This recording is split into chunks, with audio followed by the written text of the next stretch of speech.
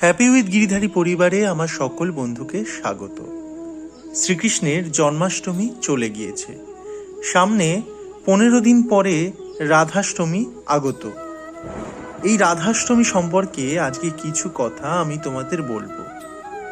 এবছর রাধাষ্টমী পড়েছে 11ই সেপ্টেম্বর বুধবার।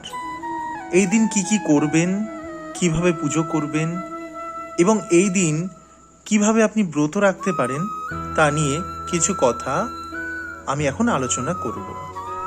প্রতি বছর ভাদ্রপদ মাসের শুক্লপক্ষের অষ্টমী তিথিতে রাধা অষ্টমীর উৎসব অত্যন্ত উৎসাহের সঙ্গে পালিত হয়।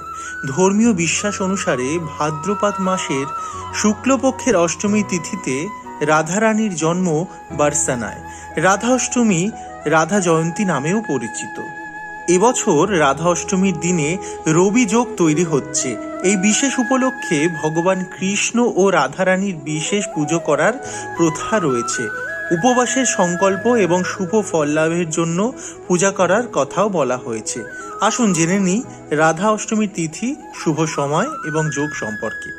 ভাদ্রপদ মাসের শুক্লপক্ষের অষ্টমী তিথি শুরু হবে 10ই সেপ্টেম্বর মঙ্গলবার রাত 11:11 থেকে। ভাদ্রপদ মাসের শুক্লপক্ষের অষ্টমী তিথি শেষ হবে 11ই সেপ্টেম্বর বুধবার রাত 11:46। উদয় তিথির ভিত্তিতে 11ই সেপ্টেম্বর রাধা অষ্টমীর পবিত্র উৎসব পালিত হবে। রাধা অষ্টমীর দিনে পুজোর শুভ সময় শুরু হবে সকাল 11:03 থেকে দুপুর 1:32 পর্যন্ত। পূজার মোট সময়কাল হবে 2 ঘন্টা 29 মিনিট। রাধা অষ্টমীর দিন শুধু রাধারানীকে নয়, রাধা কৃষ্ণকে একসাথে পূজা নিবেদন করবেন, কেননা তারা একে অপরের পরিপূরক। রাধা বিনা যেরকম কৃষ্ণ পূজা সম্পূর্ণ হয় না, কৃষ্ণ বিনাও রাধা পুজো সম্পূর্ণ হয় না। এদিন খুব ভোরবেলা বিছানা ছাড়ুন, তারপর স্নান সেরে পরিষ্কার পোশাক পরে উপবাস রাখার সংকল্প নিন। এরপর প্রসাধন করিয়ে ফুল, প্রসাধন সামগ্রী, ফল, মিষ্টি দিয়ে পুজো করুন।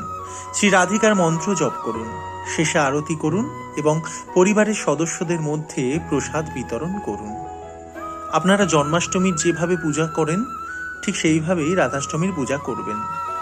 তো অবশ্যই রাধাষ্টমীর দিন শ্রীকৃষ্ণের উদ্দেশ্যে এই প্রণাম মন্ত্রটি বলবেন: হে কৃষ্ণ করুণা সিন্ধু, দীনবন্ধু জগৎপতে, গোপেশ গোপিকাকান্ত রাধাকান্ত নমস্তুতে।